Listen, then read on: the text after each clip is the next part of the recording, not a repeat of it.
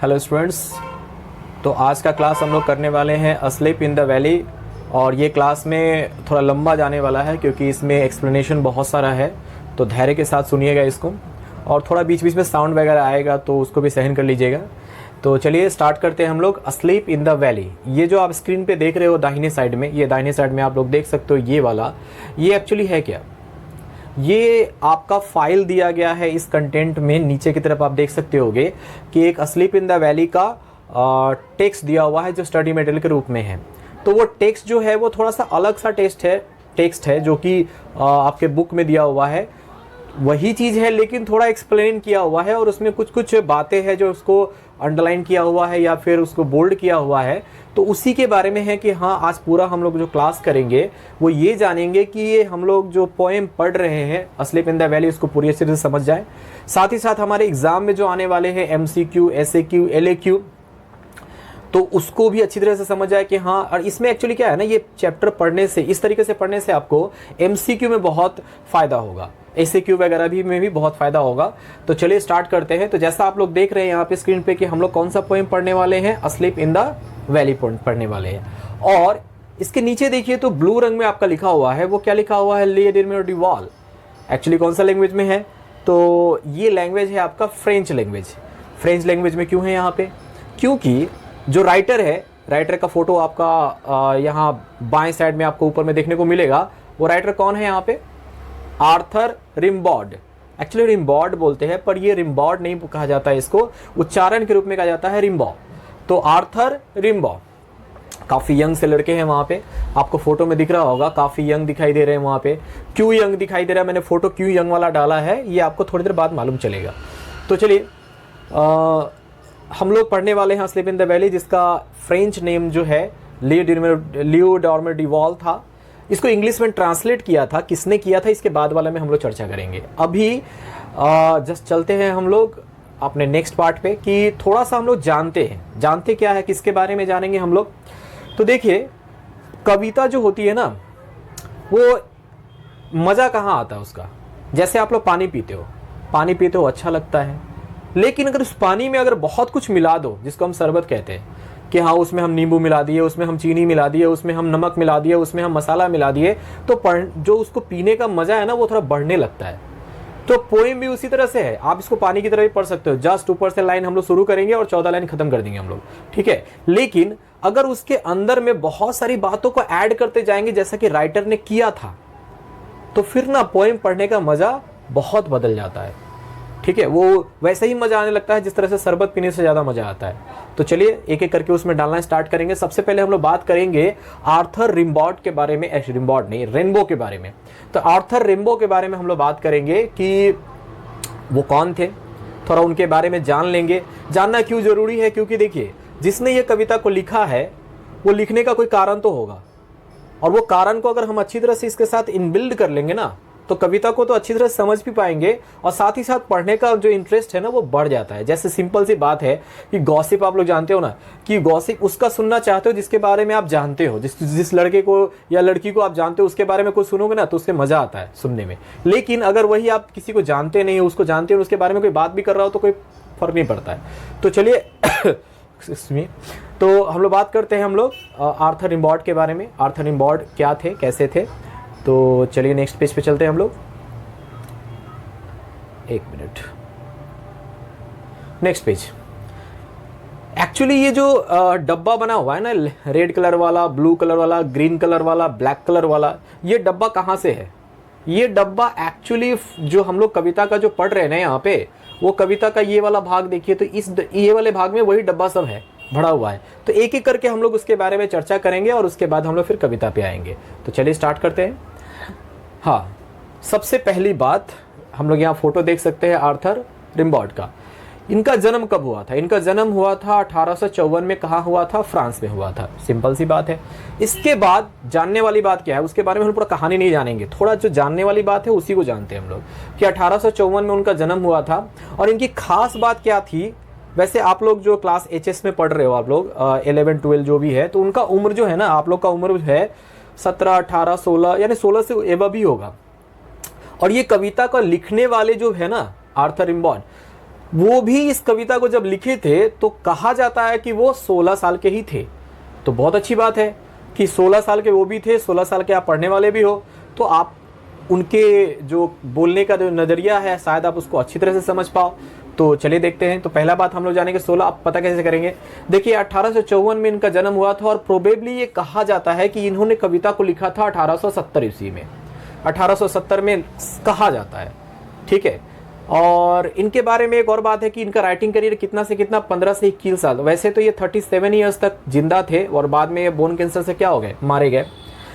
लेकिन इनका writing career मतलब उन्होंने लिखना स्टार्ट किया था 15 साल की उम्र में और 21 साल की उम्र तक उन्होंने लिखना अपना कंप्लीट कर लिया था, ठीक है। अच्छा, वैसे कुछ कुछ आवाज़ वगैरह आएगा तो इसके लिए सॉरी। तो अब इसमें जानने वाली बात क्या है, 1870 में घटना घटी थी फ्रांस में। क्या घटना घटी थी कि 1870 में एक लड़ाई लड़ी गई थी जो आप लोग यहां देख सकते हो, ये वाले में, फ्रैंको प्रूशियन वॉर।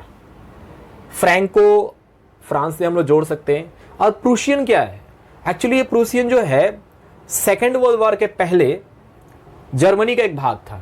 कोई कोई कहते हैं कि प्रूशियन का मतलब यहाँ जर्मनी है, एक्चुअली जर्मनी का एक स्टेट है। जैसे हमारा इंडिया का स्टेट हो गया, आपका झारखंड हो गया, आपका दिल्ली हो गया, उससे मुंबई हो गया, सॉरी महाराष्ट्र हो गया, तो उसी तरीके से आपका एक स्टेट था प्रूशियन, फ्रांस के बगल में था। दोनों में मतभेद हुआ, दोनों में लड़ाई हो गई स्टार्ट। तो 1870 में लड़ाई हुई थी और एक 1876 में लड़ाई हुई थी। तो कहा जाता है कि ये तो शायद ये ये जो राइटर है हमारे कौन, आर्थर रिम्बॉ, ये इस क्या बोलते हैं, इस वार में क्या किए थे, भाग लिया था इन्होंने। भाग कैसे लिया था, एज अ सेना के रूप में भाग लिया था। तो ये वहां से लड़ाई देखने के बाद, एकदम आंखों से लड़ाई देखने के बाद, वहां से आने के बाद या वहीं पर इस कविता को क्या किया था, लिखा था। एक्चुअली ये कविता का जो मेन भाग है, जो इसका बैकग्राउंड है, वो आपका वॉर से रिलेटेड ही है। तो हम लोग ये थोड़ा जान गए कि हाँ ये कविता उन्होंने किस बारे में, कब लिखी थी। तो 1870 में 16 साल की उम्र में, तो 54 से 70 आप देख सकते हो कितना होगा, 16 साल। चलिए ये हो गया।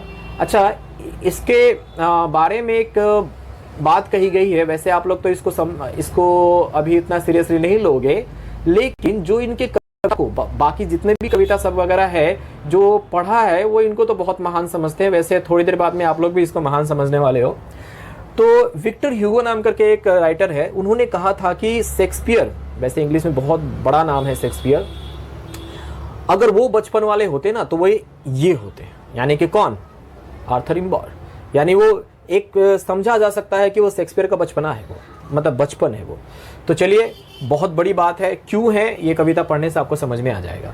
तो ये पहला वाला जो डब्बा था हमारा लाल वाला, वो तो हम लोगों ने क्या किया, जान लिया कि ये वाला समझ में आ गया। अब आते हैं इस पे, ये कविता लिखा किस भाषा में गया था, ये लिखा गया था फ्रेंच भाषा में। और किसने लिखा था, आर्थर रिम्बॉट ने लिखा था, ये आर्थर रिम्बॉट ने लिखा था। इसको इंग्लिश में ट्रांसलेट किसने किया था, इसको इंग्लिश में ट्रांसलेट किया था पॉल स्किमिड ने। जैसा कि आप लोग देख सकते हैं किसने किया था, पॉल स्किमिड ने किया था। हो सकता है एमसीक्यू वगैरह में क्या करे आपसे पूछ ले, तो पॉल स्किमिड ने किया था। अच्छा, अब आते हैं थोड़ा सा और आगे बढ़ते हैं हम लोग इस कविता पे, और ये हरा वाला को जानते हैं। ये जो कविता है ये एक्चुअली एंटी वॉर पोएम है। अब वॉर पोएम क्या होता है, वॉर पोएम वो होता है, जैसे आप लोग इसका मीनिंग को थोड़ा समझिए कि क्या होता है, ठीक है। वॉर पोएम मतलब क्या, बहुत सारे लोगों ने वॉर पोएम लिखा था कि जिसमें वॉर को एज अ बहुत बड़ा चढ़ा के इस तरह से दिखाया गया ताकि लोगों को लगे कि वॉर में जो जाते हैं ना, मतलब वो देश के लिए जो मिट जाते हैं, देश के लिए लड़ते हैं, देश के लिए अपना जान को कुर्बान कर देते हैं, वो बहुत बड़ा काम करते हैं और वो सच में ऐसा करते भी है। तो वो कविताओं में उन बातों को कहा गया था। अब ये एंटी वार पोएम क्या है, एंटी वार वो पोएम है जिसमें ये कहा गया है कि जो लड़ाई होती है ना, वो लड़ाई किसी काम के नहीं है, मतलब वो लड़ाई होनी ही नहीं चाहिए। ये एंटी वार मतलब लड़ाई को हम लोग पक्ष में नहीं रखेंगे, इसको बोलते हैं एंटी वार पोएम। जैसा कि आप लोग को यहाँ पर थीम में पता चलेगा, बाद में पता चलेगा यहाँ पे। तो एंटी वार पोएम, मैंने ये वर्ड क्यों लिखा है क्योंकि एमसीक्यू में आएगा कि हाँ what type of poem is this, तो this is a anti war poem. अच्छा, एक वर्ड यहाँ पे आता है फ्यूटिलिटी। फ्यूटिलिटी का मतलब क्या होता है, निरर्थक, हिंदी में कहते हैं इसको निरर्थक। जैसे मुझे भूख लगी है, मैंने कहा मम्मी से कि हाँ मुझे भूख लगी है और मम्मी ने क्या किया, मेरे सामने लकड़ी ला कर रख दिया। वुड, या फिर कोई लोहा ला के रख दिया खाओ, तो क्या मैं खा सकता हूँ उसको? नहीं। तो वो लोहा मेरे लिए क्या है? निरर्थक है। निरर्थक का मतलब मेरा उसका उस समय कोई काम नहीं है। तो उसी तरीके से फ्यूटिलिटी ऑफ वॉर कहने का मतलब है जो लड़ाई लड़ी जाती है वो क्या सच में किसी कारणवश लड़ी जाती है या बिना किसी कारण के ही लड़ी जाती है? जैसे आप सिंपल सा बात समझो इसको कि हम दो देश आपस में लड़ाई कर रहा है, वो दो नेता तो मान गए कि चलो हम लोग लड़ लेते हैं, लेकिन वो लड़ने जाते हैं क्या? नहीं। लड़ने के लिए कौन जाते हैं? नौजवान व्यक्ति लोग जाते हैं। तुम किसी से मारपीट करते हो, बाजार में चल रहे हो, किसी से मारपीट कर सकते हो क्या? बताओ तो तुम किसी को जानते भी नहीं हो, पहचानते भी नहीं हो, कुछ नहीं जानते उसके बारे में, और तुम उससे मारपीट करने लगोगे तो निरर्थक हो गया। तो जो जाते हैं यहाँ से, मान लो कि दूसरे देश के साथ लड़ने के लिए जाते हैं, वो तो एक दूसरे को जानते नहीं है, बस यहाँ से ऑर्डर मिला हुआ है कि उसको मारो, उधर से ऑर्डर मिला हुआ है कि उसको मारो, तो दोनों लड़ तो रहे हैं, अपना जान भी क्या कर रहे हैं? गंवा रहे हैं, लेकिन इसका कोई मतलब नहीं है, उनका तो जान खत्म हो गया ना। तो ये है निरर्थक, द फ्यूटिलिटी ऑफ वॉर। अब एक आती है कैजुअलिटी ऑफ वॉर। एक्चुअली आप लोग कभी कभी कोई न्यूज़ वगैरह सुनते हो जिसमें कहा जाता है क्या कि हाँ there has an accident there, और वहाँ पे एक्सीडेंट हुआ है और वहाँ देयर आर 4 कैजुअलिटीज़, वहाँ पे 4 कैजुअलिटी हुआ है। कैजुअलिटी का मतलब होता है कोई वहाँ पे मर गया है। तो यहाँ पर एक्चुअली क्या है, डेड सोल्जर मैंने यहाँ दिया है, वो क्या है एक्चुअली जो लड़ाई होती है, लड़ाई में कौन मरते हैं? सैनिक लोग मरते हैं। तो ये कैजुअलिटी ऑफ वॉर, ये वर्ड मैंने क्यों दिया है, ये आपको एमसीक्यू जब आप एग्जाम दोगे ना यहाँ पे, तो आपको समझ में आएगा कि ये वर्ड सब क्यों है। अब आते हैं नेक्स्ट पे, आते हैं नेक्स्ट पे। कौन सा नेक्स्ट आते हैं हम लोग? थोड़ा इनके पिताजी के बारे में जानते हैं। एक्चुअली इनका पूरा जो बैकग्राउंड है ना, वो बैकग्राउंड आपका वॉर से रिलेटेड है, इसीलिए इन्होंने ये कविता को लिखा है, क्योंकि उन्होंने बहुत सामने से देखा है उस वॉर को। इनके पिताजी जो है वो भी इन्फेंट्री में क्या थे? कैप्टन थे। इन्फेंट्री का मतलब पैदल जो सेना होती थी उसमें वो कैप्टन थे। उसके बाद नेक्स्ट हम लोग देखेंगे कि वो 1 साल पहले डच कॉलोनी में थे। वो हम लोग पहले ही जान चुके हैं क्या कि 1870 में 1876 में दोनों में लड़ाई में शायद उन्होंने भाग लिया था, उसके बाद ही ये कविता को लिखा था। अब आते हैं थीम पे। थीम क्या है? मतलब इस कविता को लिखने का लिखना जो है, इस पूरे कविता में हम लोग कौन कौन सी बातों को देखेंगे? क्या देखेंगे हम लोग? सबसे पहला क्या है? Appreciation of nature.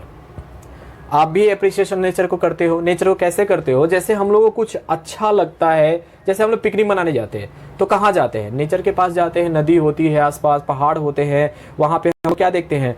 मतलब नेचर को देखते हैं। हम लोग एक्सेप्ट करते हैं कि नेचर बहुत खूबसूरत होती है। अब तो घर पे बैठ के तो नेचर को एक्सेप्ट नहीं करते हम लोग। तो ये एप्रिसिएशन पहला इस कविता में आप लोग को थीम देखने को मिलेगा कि एप्रिसिएशन ऑफ नेचर। यानी नेचर को हमने क्या किया है? माना है, बहुत सुंदर होता है, वो जीवन देती है। Excuse me. तो दूसरा जो थीम आपको देखने को मिलेगा वो होगा एक्सेप्टेंस ऑफ डेथ। एक सेंटेंस आपको यहां पर मालूम चलेगा जब मैं पढ़ा रहा हूँगा, आप थोड़ा खुद से भी गौर कीजिएगा कि कहां पर डेथ को एक्सेप्ट कर लिया गया है कि हाँ, डेथ जो होती है वो क्या होती है? मतलब एक इनविटेबल थिंग है, वो आनी है, आज नहीं तो कल सबको आनी है, तो एक्सेप्ट कैसे करेंगे उसको? थर्ड वाला जो है आपका वो है फ्यूटिलिटी ऑफ वॉर, जो मैंने पहले भी कहा है कि निरर्थक है ये। और एक वर्ड आता है यहाँ पे ब्रूटिलिटी। ये ब्रूटिलिटी क्या है? ब्रूटिलिटी का मतलब होता है मतलब कसाई का रूप में, एकदम क्रूर जिसको कहते हैं, ठीक है।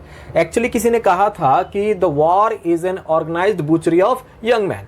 मतलब ये एक प्रकार का एक कसाई खाना है जहाँ पे नौजवानों को भेज दिया जाता है कि मारो और मरो। तो ये हो गया। तो चलिए अब तो हम लोग इसके बारे में जानेंगे कि पूरा ये किसके बारे में है? वॉर से रिलेटेड है, वॉरफेयर से रिलेटेड है। और हम लोगों ने इनके बारे में जाना किसके बारे में? आर्थर रिम्बाउड के बारे में।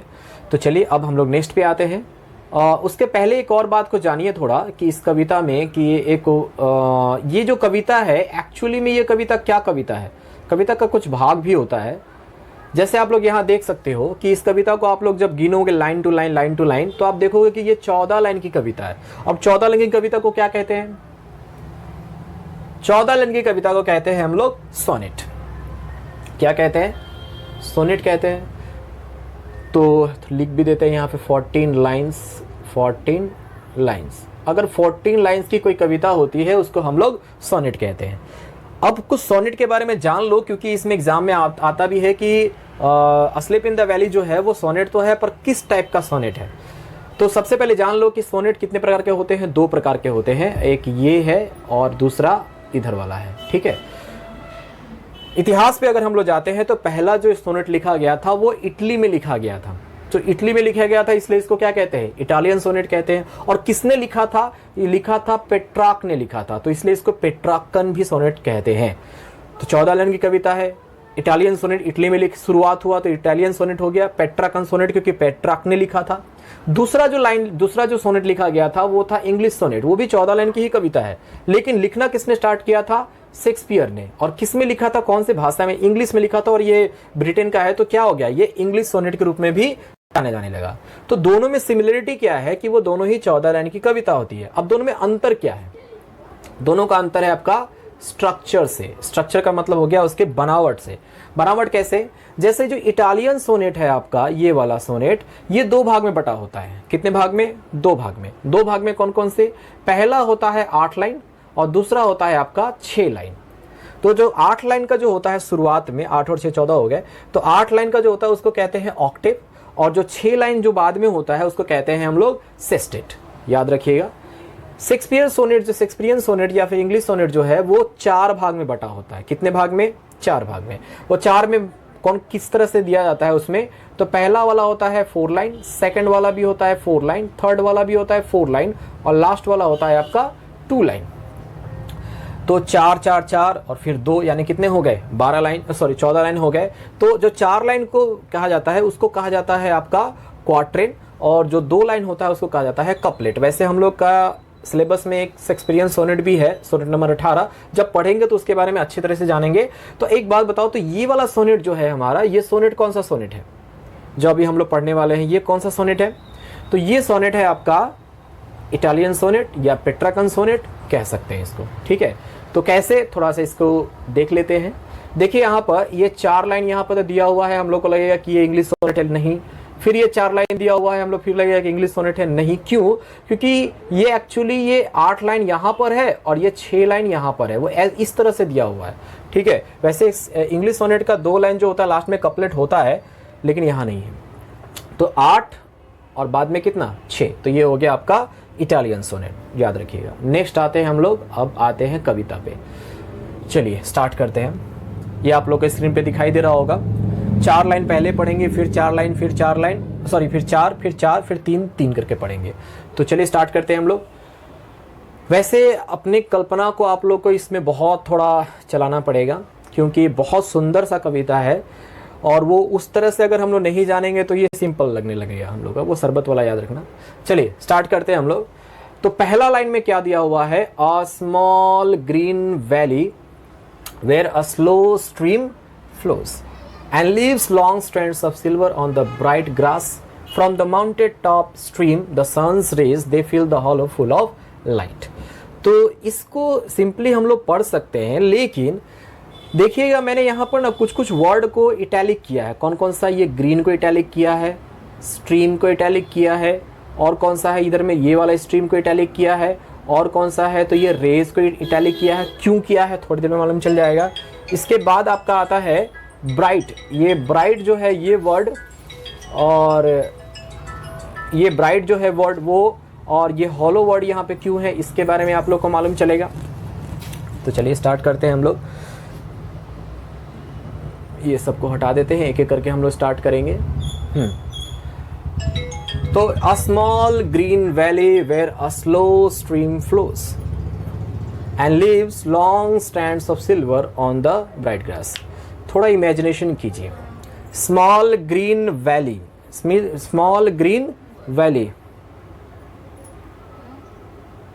हाँ, तो अ स्मॉल ग्रीन वैली। चलिए स्टार्ट करते हैं हम लोग। सबसे पहले वर्ड आते हैं यहाँ पे स्मॉल पे, ये वाले वर्ड पे, अ स्मॉल ग्रीन वैली।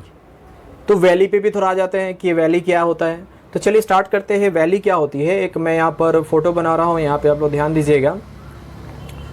ये अगर ऐसे करके कोई पहाड़ है, अब इस पहाड़ में देखिएगा ये दोनों के बीच में, दोनों पर्वतों के बीच में ये जो भाग होता है ना, इसको कहते हैं वैली। ठीक है, तो और ये वैली कैसा है, बहुत बड़ा है, नहीं, ये बहुत क्या है, छोटा है, स्मॉल कहा गया है वहाँ पे। और ये वैली किस रंग का है, ये वैली है आपको ग्रीन रंग का। किस रंग का, ग्रीन रंग का। तो चलिए हम लोग ग्रीन भी ले लेते हैं। तो ये वैली किस रंग का है, हमारा ग्रीन कलर का है। ठीक है, where a slow stream flows, जहां पर नदी की धारा जो होती है वो धीरे धीरे बह रही है। वैसे इमेजिनेशन पावर को थोड़ा बढ़ाओ तो तुमको वो दिखाई देगा ये चीज़, और क्या दिखाई देगा थोड़ा मैं आप लोग को वो दिखाना चाहता हूँ। वैसे ये फोटो यहाँ पे दिया हुआ भी है, लेकिन थोड़ा सा और इमेजिनेशन को थोड़ा मजबूत कर लेते हैं। तो कौन सा देखेंगे हम लोग, ये यहाँ आप लोग देखेंगे कि धीरे धीरे धीरे धीरे क्या हो रही है, ये पानी जो है वो नीचे की तरफ क्या हो रही है, बह रही है। घाटी है, यहाँ आप देख सकते हो कि यहाँ वैली है, एक नदी आराम से बह रही है। ठीक है, तो ये हो गया। तो बड़ा ही सुंदर क्या है नज़ारा है यहाँ पे। वैसे आप लोगों ने जो थीम देखा था वो एप्रिसिएशन ऑफ नेचर था, जिसमें हम लोग नेचर को क्या करेंगे, एक्सेप्ट करेंगे। अब बात आती है ये जो पहला लाइन जो दिया गया है, इसका तो एक मीनिंग तो ये हो गया कि सुंदर, बहुत सुंदर नज़ारा है। एक छोटी सी घाटी है जो किस रंग की है, हरे रंग की है। ठीक है, और वहाँ पे हल्की सी नदी की धारा क्या हो रही है, बह रही है। अब थोड़ा आएंगे इसके इनर मीनिंग पे। इनर मीनिंग पे कैसे, चूंकि हम लोग ये वॉरफेयर से रिलेटेड समझ रहे हैं। ठीक है, तो आप थोड़ा सा सोचिए तो कि ये जो वैली कहा गया है, ये वैली, तो ये वैली और एक और भाग होता है हमारा मैदान, जिसको हम लोग कहते हैं प्लेन एरिया। तो प्लेन एरिया पे और वैली पे थोड़ा अंतर होता है। क्या अंतर होता है वो देखिए, एक मिनट पहले इसको हटा देते हैं। तो सबसे बड़ी बात आती है यहाँ पे स्मॉल क्यों लिखा हुआ है, ये आपको समझ में आएगा। जैसे मान लो ये हमारा प्लेन एरिया है, ये क्या है, हमारा प्लेन एरिया है। प्लेन मतलब मैदानी भाग है, और ये हमारा मान लो क्या कि घाटी वाला भाग है। ये इतना छोटा सा भाग है यहाँ पर। बताओ साइज में बड़ा कौन सा होता है, प्लेन या फिर आपका वैली? ऑब्वियसली क्या होती है, प्लेन साइज क्या होता है, थोड़ा सा बड़ा जगह होता है, और वो घाटी क्या होती है, छोटी सी जगह होती है, चारों तरफ से घिरी हुई रहती है। थोड़ा सोचो तो आपके आसपास कोई ऐसा जगह है जहां पर एक छोटा सा भाग है जो कि घिरा हुआ है, और वो मैदानी भाग से यानी कि आम लोगों से थोड़ा अलग रहती है, और वो चारों तरफ से घिरी हुई रहती है, और उसमें वो छोटा सा भाग होता है, लोग भी बहुत कम रहते हैं वहाँ पे।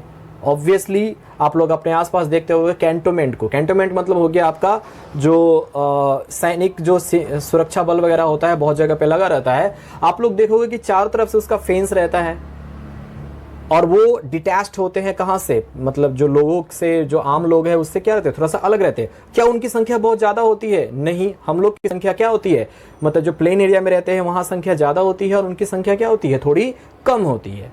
तो ये हम लोगों ने जाना। तो एक्चुअली राइटर यहाँ कुछ और भी इंडिकेट कर रहा है। क्या इंडिकेट कर रहा है कि जो वैली है वो किसको इंडिकेट कर रहा है, किसी एक समुदाय को इंडिकेट कर रहा है जो सैनिक के रूप में हमारे यहाँ पे रहती है। तो अस्मॉल वो क्या है, छोटी है, और ग्रीन है, वो ग्रीन क्या है, ग्रीन वैली है यहाँ पर। ठीक है, where a slow stream flow, जहाँ पर जो नदी की धारा है वो धीरे धीरे धीरे धीरे क्या हो रही है, बह रही है। ठीक है, बड़ा सुंदर लगता है वो देखने में, नदी की धारा धीरे धीरे बह रही है। अब थोड़ा सा इमेजिनेशन देखो कि नदी की धारा आराम से धीरे धीरे क्या हो रही है, ये बह रही है, और चारों तरफ में हरियाली है, हरा हरा रंग है। ठीक है, एंड लीव्स वो छोड़कर जा रही है। लीव्स का मतलब छोड़कर जाना। किसको छोड़कर जा रही है, long strands of silver on the bright grass. सबसे पहले इमेजिनेशन को दोहराओ यहाँ पे कि यहाँ पर ब्राइट ग्रास, ये जो नदी है उसके बगल में कुछ ग्रास होंगे। ये ब्राइट क्यों है, क्योंकि उस पर सूर्य की रोशनी पड़ी हुई है। तो ये ग्रास को छोड़कर क्या हो रही है, जा रही है। और ये लॉन्ग स्ट्रैंड्स ऑफ सिल्वर क्यों कहा गया है, एक्चुअली स्ट्रैंड्स का मतलब होता है सूता या धागा। एक्चुअली यहाँ कुछ और मीनिंग भी आ जाती है। ठीक है, तो देखिए यहाँ पर, और सिल्वर कलर क्यों है, इसके लिए आप लोग एक और फोटो देखेंगे तो समझ में आ जाएगा कि ये सिल्वर कलर मैंने क्यों कहा है।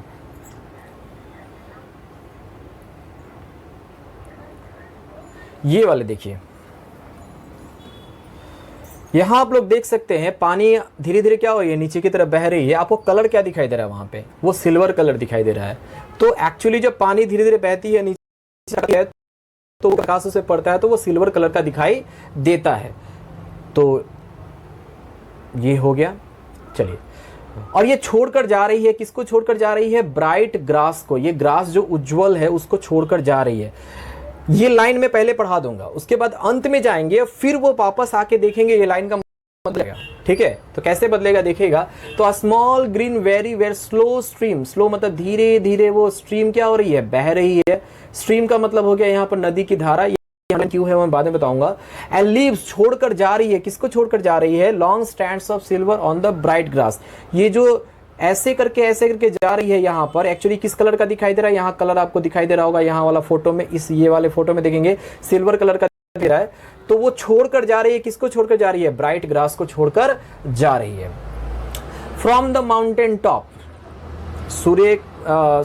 माउंटेन टॉप यानी कि पर्वत के ऊपर, एकदम माउंटेन का ठीक ऊपर में, स्ट्रीम द सन रेज। यहां पर फिर एक स्ट्रीम का वर्ड दिया हुआ है।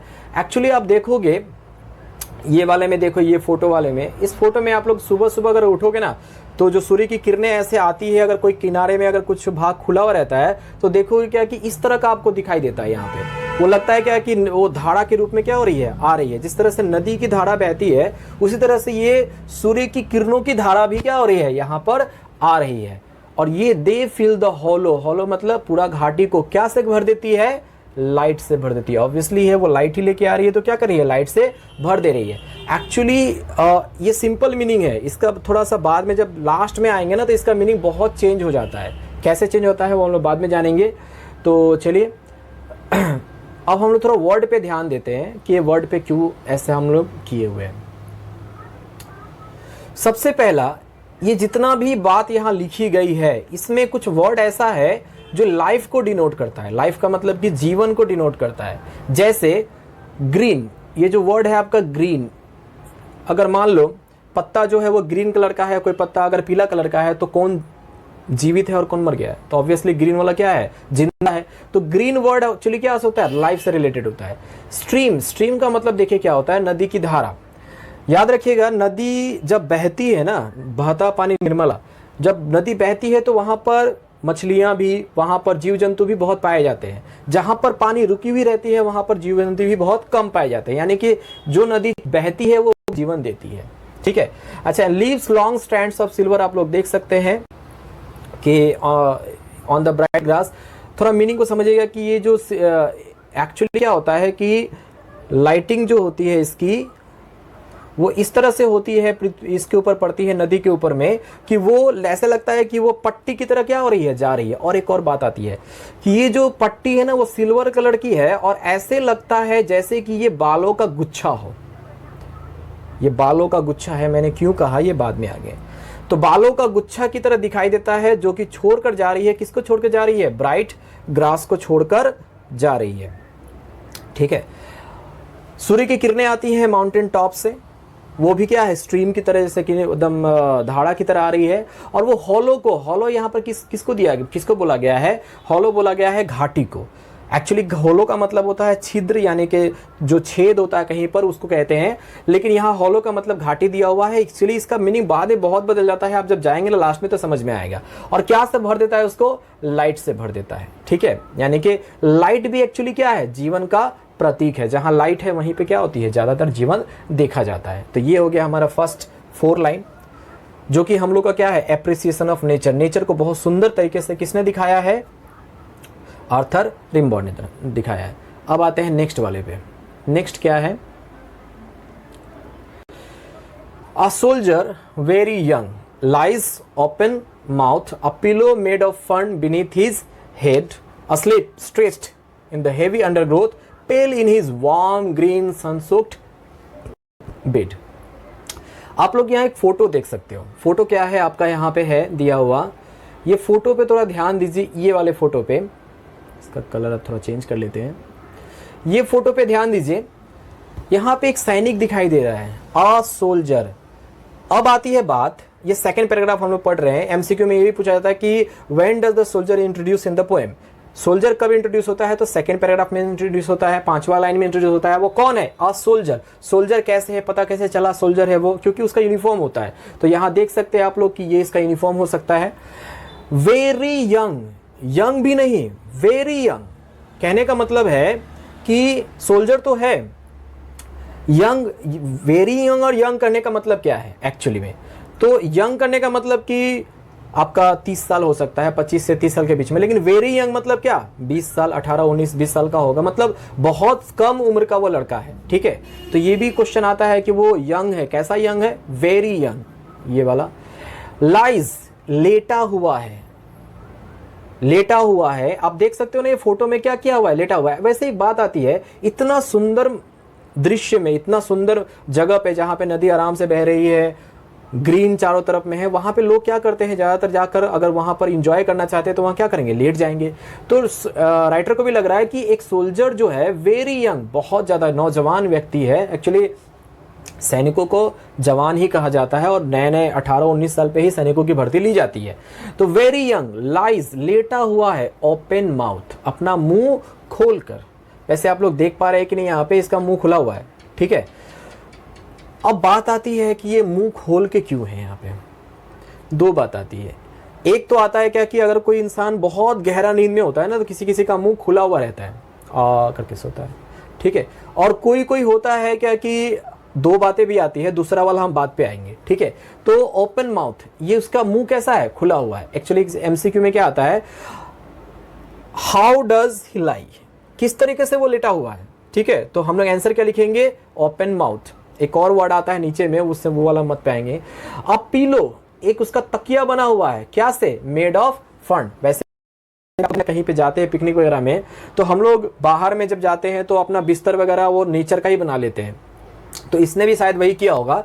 तो एक पिलो है उसका, पिलो मतलब तकिया जो है, क्या से बना हुआ है, फर्न से। अब फर्न क्या होता है, ये फोटो आप देख सकते हैं फर्न का, जो यहाँ पे दिया हुआ है, इसको बोलेंगे फर्न। ये आप लोगों ने बहुत जगह पे देखा भी होगा फर्न। तो वो यहाँ पे भी देखिए, एक फर्न के नीचे उसका तकिया क्या बना हुआ है, फर्न का बना हुआ है। एक्चुअली एमसीक्यू में आता है कि ये क्या से तकिया बना हुआ है, फर्न से। फर्न एक प्रकार का पौधा होता है जो जंगलों में देखा जाता है। बीनीथ हिज हेड, उसके सर के नीचे है। तो हम लोगों ने यहाँ पर दो लाइन में क्या जाना, दो लाइन में जाना कि अ सोल्जर, एक सोल्जर है जो कि बहुत यंग है और लेटा हुआ है अपना मुंह खोलकर, सोया होगा। अब पिलो, एक तकिया है जो कि उसके सर के नीचे है, और वो क्या से बना हुआ है तकिया, फन से बना हुआ है। अब आती है एक वर्ड आता है अस्लीप। अब हमको क्या लगेगा, ऑब्वियसली है क्योंकि वो आदमी क्या हुआ है, सोया हुआ है। अस्लीप मतलब एकदम सोया हुआ है। अब कोई कोई इंसान होता है ना, सोता है तो अपना हाथ पांव एकदम ऐसे करके एकदम स्ट्रेच करके सोता है। ठीक है, स्ट्रेच का मतलब एकदम हाथ को एकदम मतलब सीधा करके सो रहा है यहाँ पे। तो स्ट्रेच्ड यानी कि अपने पाँव को, हाथ को क्या किया है, स्ट्रेच किया हुआ है इन द हेवी अंडरग्रोथ। अब ये हेवी अंडरग्रोथ क्या है, आप लोग कभी ध्यान देंगे कि नदियों के आसपास जब नदियां बहती है, बहुत पानी रहता है, तो नदियों के आसपास बहुत सारे जो घास फूस होते हैं ना, वो बड़े बड़े हो जाते हैं। इतने बड़े हो जाते हैं कि वो गद्दे की तरह हो जाते हैं। आप उस पर जाके बैठोगे ना तो लगेगा कि गद्दे पे बैठ रहे हो। तो हेवी अंडरग्रोथ उसी को कहते हैं कि the bushes beside the river, वो बहुत बड़ा बड़ा जो बुश होता है यानी कि झाड़ी होती है जो गद्दे के रूप में होता है, उसी को कहते हैं हेवी अंडरग्रोथ। तो वो सोया हुआ है और उसका बिस्तर कौन सा है, हेवी अंडरग्रोथ का है। आप लोग यहाँ देख सकते हो ये वाले भाग में कि ये हेवी अंडरग्रोथ है, बड़ा बड़ा घास पे वो क्या हुआ है, लेटा हुआ है। ऑब्वियसली इतना सुंदर नजारा है तो उसमें लेटा ही होगा। Pale in his warm green sun soaked bed. अब एक वर्ड आ गया यहाँ पर, पेल। पेल का मतलब होता है रंगहीन, किसी का चेहरे का रंग क्या हो जाना, उड़ जाना, उसको कहते हैं पेल। अब ये बताओ, ये पहली बार ये वर्ड ये समझ में आ रहा है कि ये थोड़ा सा ना कॉन्ट्रास्टिंग हो रहा है। कैसा कॉन्ट्रास्टिंग हो रहा है कि एक नौजवान व्यक्ति जो वेरी यंग है, उसका चेहरा तो खिलता हुआ नजर आएगा एकदम, मतलब चेहरा लगेगा कि उज्जवल है, पर उसका चेहरा मुरझाया हुआ या चेहरे का रंग क्यों उड़ गया है, एक मन में सवाल डाल देता है, क्यों उड़ गया है उसका। तो pale in his warm green sun soaked bed. अब थोड़ा हम लोग जो अपना बिस्तर लगाते हैं अलग अलग प्रकार का, तो इसका जो बिस्तर है वो किस तरह का है, उसका बिस्तर है वो वार्म। एक्चुअली फ्रांस में उस समय बहुत ठंडे था, तो उस समय जो बिस्तर होगा गर्म होगा तो ज़्यादा अच्छा लगेगा। तो उसका बिस्तर कैसा था, वार्म, क्योंकि सूर्य की किरणें उसे पड़ रही थी तो वो गर्म भी हो गया होगा। ग्रीन थी, हम लोग जाने कि ग्रीन तरफ पूरे चारों तरफ क्या है, हरियाली हरियाली ग्रीन है। और सन सोक्ड बेड, सन सोक्ड बेड का मतलब क्या है, जैसे पानी में कोई तौलिया है, उसको अगर पानी में भिजा दोगे, ठीक है, तो तौलिया क्या हो गया कि वाटर सॉफ्ट, वाटर को क्या किया, पूरा तरह से अपने अंदर में खींच लिया है, भीग जाता है वो। उसी तरीके से जो बड़े बड़े हैवी अंडरग्रोथ थे वो सूर्य की रोशनी को अपने अंदर क्या किए, खींच के रखे हुए हैं और वो गर्म हो गया है, तो इसको बोलेंगे सन सोक्ड बेड। यानी कि सूर्य की रोशनी को उसने क्या किया है, अपने अंदर डाल लिया है और वो गर्म हो गया है, ठीक है, इसलिए कहा गया है वार्म ग्रीन सनसोक्ड बेड। तो ये 4 लाइन हम लोगों ने जाना यहाँ पर। इसमें एक्चुअली राइटर ने क्या कहना चाहा, ये कहना चाहा कि इतना सुंदर नज़ारा में कोई व्यक्ति यही करेगा जो हम लोग यहाँ पर देख रहे हैं। क्या देख रहे हैं, बस 2 वर्ड को छोड़कर, पहला तो ये सोल्जर है और दूसरा ये पेल वर्ड जो दिया हुआ है। पेल का मतलब उसका रंग, चेहरे का रंग क्या हुआ, उड़ा हुआ है। क्यों, क्योंकि वो वेरी यंग है, तो वो वैसा, लेकिन वैसा दिख रहा है। आप क्या करेंगे, नेक्स्ट पे आएंगे तो समझ में आएंगे। वैसे अब लास्ट पॉइंट पे जाने के बाद ना फिर मैं आऊंगा तो फिर पूरा का पूरा कहानी बदल जाता है इसका। तो ये वर्ड मतलब समझ में आ गया। अब आते हैं थर्ड वाले पे, जो थर्ड पैराग्राफ है इसका, उस पे आते हैं। हाँ, वैसे आप लोगों को यहाँ पे दिखाई दे रहा होगा एक बेबी है जो कि क्या कर रही है, मुस्कुरा रही है। अब तो क्यों मुस्कुरा रही है पता चलेगा क्यों, यही है। चलिए स्टार्ट करते हैं ये वाला। तो his feet among the flowers, उसका जो पाँव है वो किसके बीच में है, फ्लावर यहाँ पे आप देख सकते हो किसके बीच में है, फ्लावरों के बीच में है उसका पाँव। ही स्लीप्स, वो सो रहा है। अच्छा एक बात बताओ, हम लोग कभी भी सोएंगे, कहीं पर जाएंगे, हम लोग का अंदर भी एक ना नेचर के प्रति एक भावना होती है। तो पाँव के सामने अपना पैर लेके रखेंगे क्या, नहीं रखेंगे। थोड़ा सा ना डाउट होने लगता है इसमें कि जो राइटर है वो एक्चुअली कहना क्या चाहता है। तो इसका फीट जो है वो कहाँ पर है, फूलों के बीच में है। एग्जाम में आता है कि उसका जो पैर है वो किसके बीच में है, फूलों के बीच में है। ये फूल आप देख सकते हो यहाँ पर, और चूंकि ये वाइट वाइट में क्यों दिया हुआ है ये भी बाद में मालूम चलेगा। ही स्लीप्स, वो सो रहा है। अभी भी राइटर को लग रहा है कि वो सो रहा है। हिज स्माइल, उसका जो मुस्कुराना है, कैसा, बहुत तरह का मुस्कुराना होता है।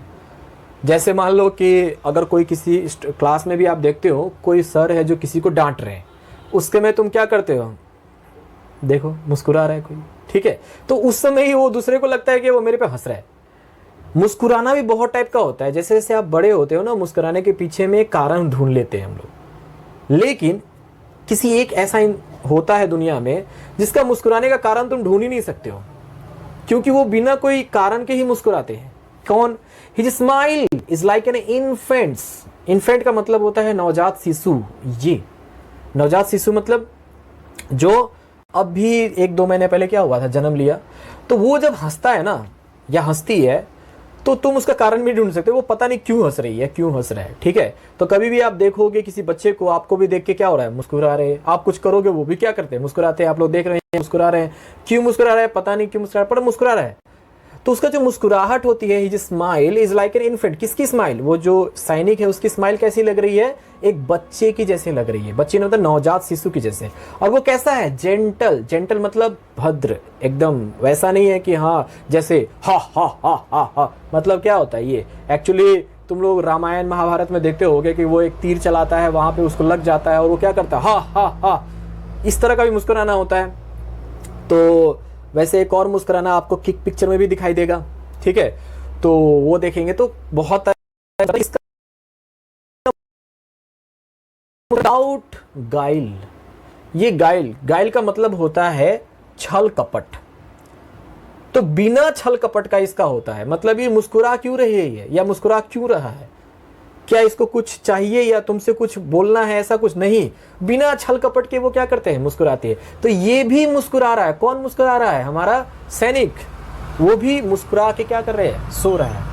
वैसे बहुत सारे होते हैं ना इंसान जो कि सोते हैं तो हंसते मुस्कुराते हुए नजर आते हैं, तो ये भी क्या हो रहा है, मुस्कुरा रहा है। उसके जो स्माइल है वो कैसी है, यहाँ एमसीक्यू में आता है कि उसका फीट कहाँ पे है, तो फ्लावर में है। उसका स्माइल कैसी है, तो वह इन्फेंट की तरह है, यानी नवजात शिशु की तरह है। कैसा है, जेंटल है, मतलब भद्र की तरह है। और विदाउट गाइल, यानी बिना किसी छल कपट के है। तो कभी कभी क्या होता है ना, ऐसा जब हम लोग देखते हैं तो हमारे अंदर प्यार उमड़ जाता है। ओह वाह वाह कितना प्यारा है वो, ठीक है। तो वैसे ही हम, वो राइटर जो है इसको देख के कह रहा है, आह नेचर कीप हिम वार्म ही मे कैच कोल्ड।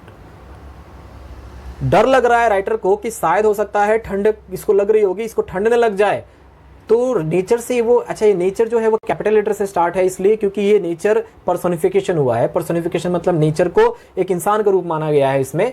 तो नेचर से ये ना प्रार्थना कर रहा है, कह रहा है क्या कि ए नेचर इसको गर्म रखो, ठंड का मौसम था, इसको गर्म रखो कहीं इसको ठंड ना लग जाए। वैसे हम लोग जब कोई प्यारा कोई चीज़ देखते हैं ना तो उसके लिए हम लोग को मन से ना कुछ अच्छा ही बात निकलता है, तो यहाँ भी वही निकल रहा है, आह नेचर कीप हिम वार्म ही मे कैच कोल्ड, उसे कहीं ठंड ना लग जाए। ये सब आप लोग का MCQ ऐसे में आता है कि राइटर ने क्या रिक्वेस्ट किया नेचर से, क्या रिक्वेस्ट किया, to keep him warm, why he requested to the nature, because he may catch cold, वो क्या हो सकता है, ठंड लग सकती है उसको।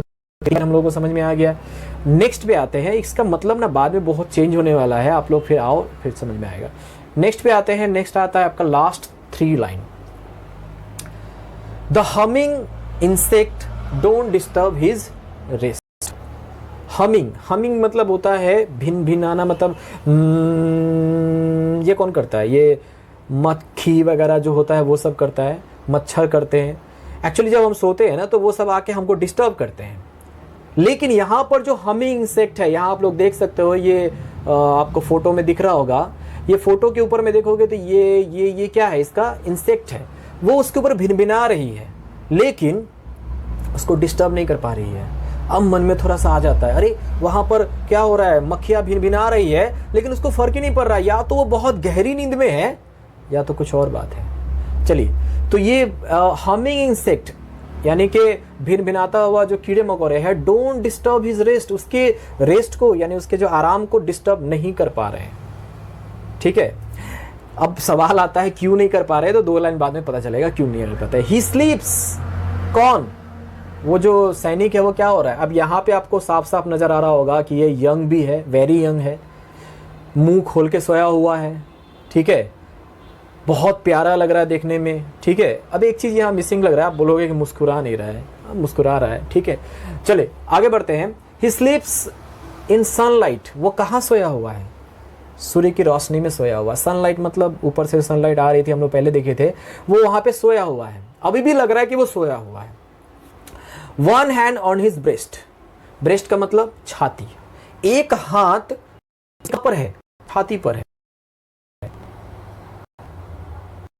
इस तरह से छाती पर कौन रखता है या कब रखता है, थोड़ा ध्यान दो तो सोचो थोड़ा सा।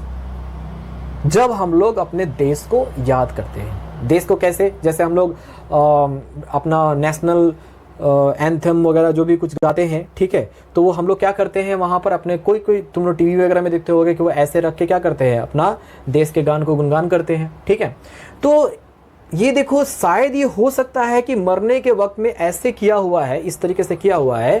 तो यहाँ आप लोग देख सकते हैं, इसका एक हाथ कहाँ पर है, ब्रेस्ट छाती पर है, अपने देश को याद कर रहा है। इसका देश का नाम क्या है, जर्मनी बोल रहे हैं। इसका देश का नाम क्या है, फ्रांस।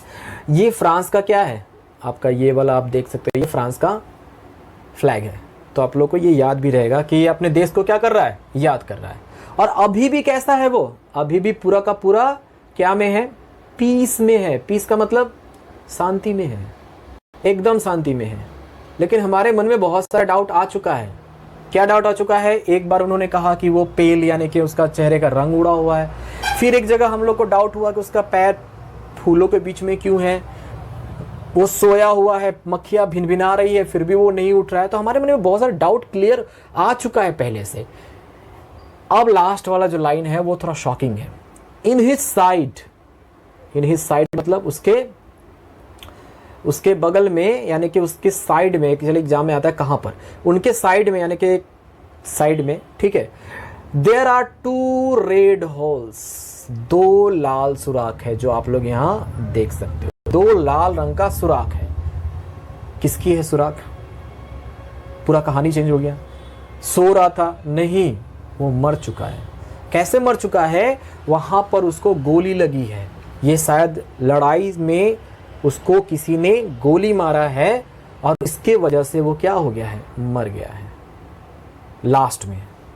अब ये जो वर्ड आता है रेड, ये जो रेड वर्ड है, रेड होल्स, अब आपको पूरा शुरू से कहानी अब चेंज होना स्टार्ट होगा। कैसे होगा अब बताओ। तो शुरू में 4 लाइन जो उन्होंने कहा था, पहला 4 लाइन, ठीक है, वो पहले 4 लाइन पे पहले आते हैं। तो अच्छा, ये पूरा का मीनिंग आप समझ गए होगे, ठीक है, कि एक्चुअली क्या है कि जो इंसेक्ट है उसको डिस्टर्ब नहीं कर रहा है डिस्टर्ब नहीं कर पा रहा है।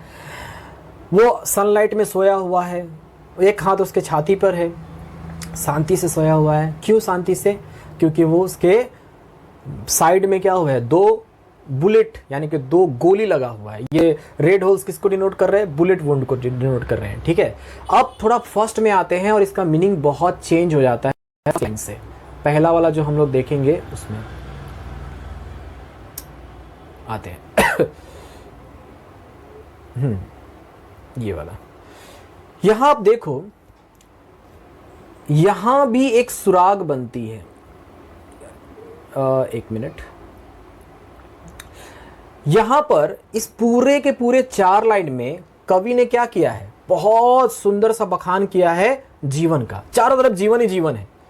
ग्रीन जीवन, स्ट्रीम जीवन, ब्राइट, ये जो वर्ड है ब्राइट, कोई अगर ब्राइट दिखाई देता है इसका मतलब उसके अंदर जिंदा दिली भरी हुई है, ब्राइट है वो। अब माउंटेन टॉप स्ट्रीम, ये सन रेज, ये सूर्य की रोशनी जो होती है, रेज, ये भी क्या देती है? प्रकाश देती है। इसका मतलब प्रकाश संश्लेषण होता है और हमें खाना वगैरह मिलता है। इन्हें रेज भी क्या है? जीवन को देती है। लेकिन यहां पर वार क्या दे रहा है? मौत दे रहा है। अब एक बहुत सुंदर कंपैरिजन हुआ है। क्या कंपैरिजन हुआ है? ध्यान दीजिए कि ये जो हॉलो फुल, ये सूर्य की किरणें जो है वो रेज, यानी ये वाला आप देखेंगे फोटो में, आपको वो एक लाइन टू लाइन दिखाई दे रहा होगा। अब थोड़ा सोचिए, सूर्य अपना सूर्य की किरणों को ऐसे भेज रही है लाइन टू लाइन। कहाँ भेज रही है? और वो होलो को फुल ऑफ लाइट, लाइट का मतलब मतलब वो क्या करती है? प्रकाश से भर देती है, मतलब जीवन देती है। अब सोचो, थोड़ा सा इमेजिनेशन को दोहराओ। वॉर फील्ड, एक आदमी दूसरे आदमी को क्या कर रहा है? गोली चला रहा है। वो भी गोली ऐसे जा रही है, वो भी छेद कर रही है, छिद्र कर रही है। होलो वर्ड क्यों दिया गया है? क्योंकि सूर्य की किरणें क्या करती है? होलो यानी घाटी को छेद करती हुई जाती है और वहां पर लाइट देती है। यहां पर बुलेट का जो बुलेट मतलब जो पिस्तल, जो बंदूक है उससे बुलेट निकल रही है, वो भी छेद कर रही है शरीर को। ठीक है, और वो क्या दे रही है? मौत दे रही है। यहां पे तो लाइट दे रहा है और वहां क्या दे रही है? मौत दे रही है। कौन? वॉर, लड़ाई। तो समझ में आया कि ये हॉलो फुल ऑफ लाइट है। और वहां पर मीनिंग क्या होती है पूरी तरह से? लास्ट वाला जो लाइन है, तो there are 2 red holes, holes और ये होलो, दोनों एक जैसा लगता है। तो एक जीवन दे रहा है कौन? सूर्य, जो नेचर है। और हम लोग क्या कर रहे हैं? मार दे रहे हैं। कैसे मार रहे हैं? वॉर से मार रहे हैं। तो एकदम निरर्थक चीज है वो। तो ये चीज हो गया। अब नेक्स्ट पे आते हैं हम लोग और जानने वाले, इसमें तो 17 जीवन ही जीवन भरा हुआ है। अब नेक्स्ट पे आते हैं हम लोग ये वाले पे। इसमें हम लोगों ने देखा था कि एक सोल्जर मुंह खोल के सोया हुआ है। तो याद रखो, जब कोई किसी का इंसान का अगर जान चली जाती है ना, उसका मुंह खुला हुआ रहता है। तो अब इसका ओपन माउथ का मतलब समझ में आ गया होगा कि ओपन माउथ क्यों कहा। ये ओपन माउथ कहा गया ये बताने के लिए कि उसका चेहरा क्या, मतलब उसका मुंह खुला हुआ है, मतलब वो मर चुका है। अ पिलो मेड ऑफ फर। एक बात बताओ, मरने के बाद क्या होती है? मरने के बाद में उसको अच्छे से नहलाया जाता है वगैरह। सभी धर्मों में एक कार्यक्रम किया जाता है ताकि उसको अच्छे से विदा किया जाए। पर लड़ाई ऐसी खतरनाक चीज होती है ना कि वहां पे अच्छा से विदा भी कोई करने वाला नहीं होता है। लेकिन नेचर जो हम लोगों को जन्म दिया है, वो तो अपने बच्चे को नहीं छोड़ेगी। वो क्या करती है? जो सैनिक मरा है उसके नीचे वो तकिया दे देती है, बीनीथ हिज हेड वो फर्न को उगा देती है। अब समझ में आया कि ये सब वर्ड क्यों दिया गया था? वो फंड को उगा देती है ताकि उसको तकिया मिल जाए, यानी उसको इज्जत से उसको क्या करती है? विदा करती है। और वो अपना पैर को सीधा, एक्चुअली देखो ये सीधा क्यों है, स्ट्रेच्ड क्यों है? याद रखो, तो कोई भी मरा हुआ इंसान को कभी क्या पैर वो मोड़ के रखा जाता है? नहीं, उसको सीधा रखा जाता है। तो अब इसका मीनिंग बहुत चेंज हो जा रहा है। अब फिर देखेंगे, अब ये जो वर्ड है पेल क्यों दिया हुआ था? क्योंकि उसका चेहरे का रंग उड़ गया है। जब भी कोई मरा हुआ इंसान होता है उसका चेहरे का रंग देखोगे उड़ा हुआ रहता है, इसलिए वहां वर्ड दिया हुआ है पेल। नेक्स्ट आते हैं नेक्स्ट वाला पैराग्राफ में। ये इसमें आप लोग देखोगे कि his feet among the flowers, his feet among the flowers. अब ये देखो, जैसे कि कोई मर जाता है तो उसके सम्मान में हम लोग क्या करते हैं? उसको जाके फूल चढ़ाते हैं कि नहीं? तो यहाँ पर तो मर चुका है लेकिन उसके सम्मान में कोई है नहीं, तो किसने क्या किया है? नेचर ने उसके पैरों के सामने फूल उगा दिया कि हाँ आप महान हो, ठीक है, आपकी सम्मान करते हैं हम। तो उसने फूल उगा दिया वहां। उसको वो क्या कर रहा है? एक तरफ से उसको सम्मान दे रहा है, जो हम लोग छीन लेते हैं उससे। क्या करते हैं? वॉर के जरिए क्या करते हैं? छीन लेते हैं। तो ये his feet among the flowers क्यों है? कि उसको सम्मान के रूप में दिया गया है। अब बताओ, वो मुस्कुरा रहा है। बताओ तो कोई मरते हुए मुस्कुराता है क्या? नहीं ना। मैंने एक वर्ड कहा था आपको, एक्सेप्टेंस ऑफ डेथ, जो एक थीम था एक्सेप्टेंस ऑफ डेथ। बताओ, अगर हम किसी चीज़ को एक्सेप्ट कर लेते हैं ना तो मुस्कुरा के एक्सेप्ट करते हैं। तो एक्चुअली ये जो लड़का है वेरी यंग, जब वो मर रहा था तो ये एक्सेप्ट कर लिया कि हाँ ये वार हमें क्या देती है, मौत ही देती है, तो चलो मैं इसको मुस्कुरा के क्या करता हूँ, एक्सेप्ट करता हूँ। तो इसलिए उसका चेहरा क्या हुआ था, मुस्कुरा रहा था। ठीक है, तो ये हो गया।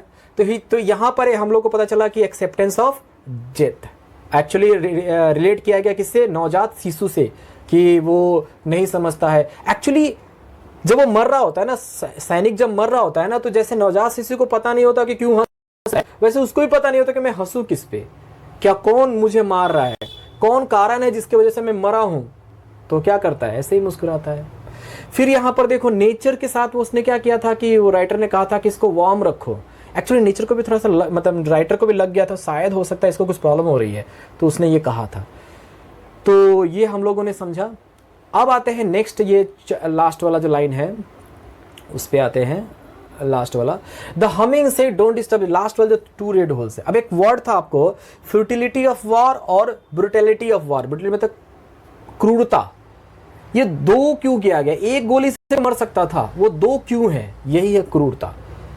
एक बार मारा नहीं मरा, एक बार और मारा ताकि वो मर जाए, यानी इतना क्रूर है। हम लोग छोड़ने वाले नहीं है किसी को, उसको मार के छोड़ेंगे, हम लोग मारेंगे ही उसको।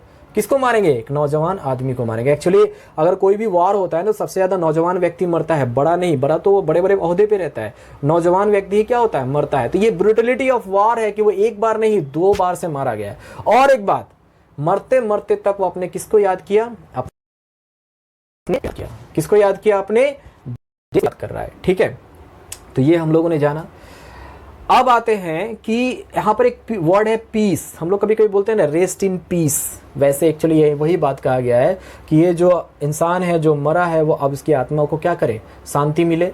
और कहाँ पे बैठा लेटा हुआ है, सनलाइट। जब कोई मरता है ना, ये सनलाइट देखो, ये जब कोई मरता है अपने घर पे किसी के भी, तो वो बाहर में रखा जाता है, सूर्य की रोशनी में ही रखा जाता है उसको। तो ये हो गया, तो ये हम लोगों ने जाना। ठीक है, अब इसके बाद में एक और बात आती है, हाँ यहाँ ब्रूटलिटी ऑफ वार। तो हम लोगों ने 3 थीम पढ़ा था, कौन कौन सा, acceptance of nature, first 4 line में है एक्सेप्टेंस ऑफ नेचर।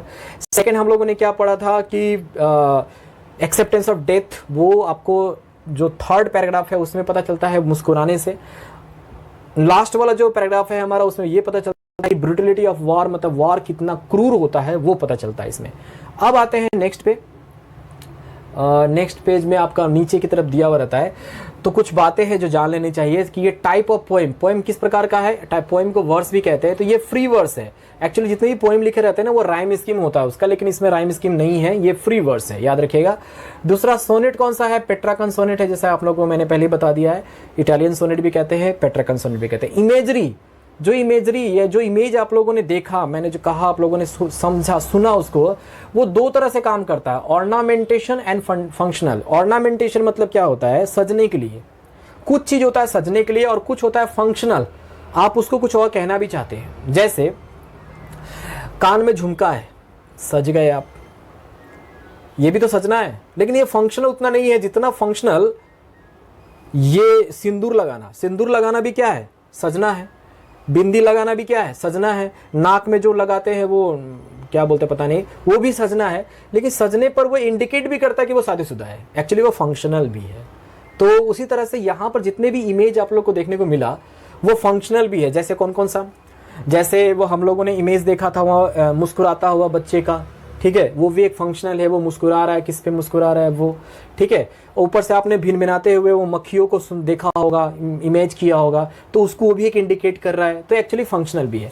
अच्छा, यहाँ पर 2 वर्ड है, कॉन्ट्रास्ट एंड सिंबलिज्म। कॉन्ट्रास्ट मतलब क्या, जैसे आप लोगों ने वर्ड देखा होगा, फिर पैराग्राफ आप चैप्टर में देखेंगे, ब्राइट उज्ज्वल, फिर आपने देखा होगा 2nd पैराग्राफ में पेल, ठीक, उसका उल्टा वर्ड है। तो ब्राइट का उल्टा पेल, यानी ये कविता में इस तरह से वर्ड को चुना गया है ताकि आपको कॉन्ट्रास्ट, एक दूसरे का अंतर पता चलता रहे, ठीक है। सिंबलिज्म, सिंबलिज्म वो चीज होता है जैसे आप लोग कोई भी चीज को, जैसे मान लो ये वाला, इसका सिंबल क्या होता है, इसका मतलब विक्ट्री, वी मतलब विक्ट्री होना, ठीक है। तो क्या हम लोग को यहाँ पर कुछ कुछ वर्ड से सिंबल दिखाई दिया, जैसे कि पैरों के सामने क्या, फूल उग जाना, वो भी एक सिंबल है, उसको सम्मान देना हो गया, ठीक है। तो और रेड टू बुलेट वुंड या टू रेड होल्स, वो क्या है, सिंबल है, क्या का सिंबल है कि वो बुलेट वुंड वहां पे लगा था, उससे वो मर गया। तो एक्चुअली इस कविता में बहुत कुछ है जो हम लोगों ने जाना। तो ये हो गया आपका कविता समाप्त। आशा करते हैं आप लोगों को समझ में आया होगा। अब इसके बाद तुरंत अब क्या करेंगे, थोड़ा सा इसको जो मैंने दिया है नीचे में आपका वो स्टडी मटेरियल जो दिया हुआ है उसको आप अच्छे से देख ले। देखने के बाद में ये वीडियो आप देख सकते हैं दोबारा, और उसके बाद आप क्या करेंगे, एमसीक्यू का एग्ज़ाम देंगे, जो एमसीक्यू यहाँ पर है, एमसीक्यू का एग्ज़ाम देंगे और फिर देखेंगे कि आपका कौन सा सही हो रहा है कौन सा गलत। आप एमसीक्यू का जब एग्ज़ाम देंगे तो उसमें देखिएगा वहाँ पर एक ब्लू रंग का टिक करने के लिए आता है, वो टिक कर लीजिएगा, ठीक है। टिक करने के बाद में आप नेक्स्ट पे जाइएगा। और हाँ, एक बात और, जब स्टार्ट कर दीजिएगा खेलने तो आप वापस नहीं आ सकते हो, बैक नहीं हो सकते हो, ठीक है। आपको टाइमिंग के अंदर 10 मिनट का टाइम है, 10 मिनट के अंदर में वो एमसीक्यू को कंप्लीट करना है।